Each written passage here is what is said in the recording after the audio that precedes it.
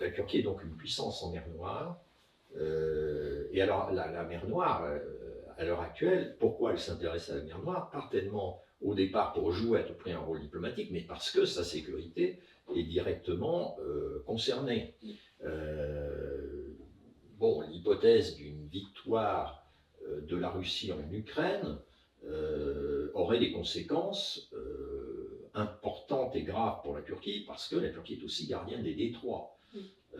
Et d'une certaine manière, elle a joué un rôle. Alors, elle a des bonnes relations avec la Russie, elle n'a pas appliqué effectivement les sanctions occidentales contre la Russie, mais elle a condamné l'intervention de l'Ukraine, elle n'a jamais reconnu l'intervention russe en Ukraine, n'a jamais reconnu l'annexion de la Crimée, hein, et elle a appliqué la Convention de Montreux sur les détroits, ce qui a privé la Russie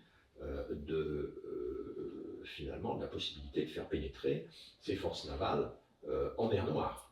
En tout cas, des renforts, ce qui explique les difficultés que la Russie aussi connaît à l'heure actuelle en mer Noire face à l'Ukraine. Donc, je dirais que depuis le début d'ailleurs de la guerre en Ukraine, la Turquie a cherché à jouer médiateur, notamment parce qu'elle avait des relations avec les deux États, et qu'elle était un des rares pays à avoir des relations avec les deux États. Elle a obtenu d'ailleurs ce qu'on a appelé l'initiative diplomatique, l'initiative céréalière en 2022-23.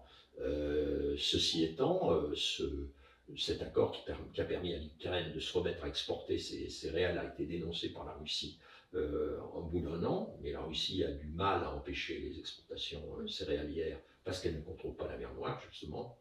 Et du coup, la Turquie, à chaque fois, bon, elle a participé également à des échanges de prisonniers, elle a chaque fois cherché à dire nous sommes là, on peut jouer un rôle de médiateur, et depuis le début de l'année 2025, il y a eu plusieurs contacts à Istanbul entre l'Ukraine et la Russie. Son grand rêve est effectivement de jouer un rôle central dans la résolution de la crise ukrainienne. Mais ce n'est pas seulement, oui, c'est un rêve d'ambition qui correspond à ses ambitions diplomatiques, mais je crois que c'est aussi un rêve qui concerne directement sa propre sécurité, et qui concerne aussi directement son avenir.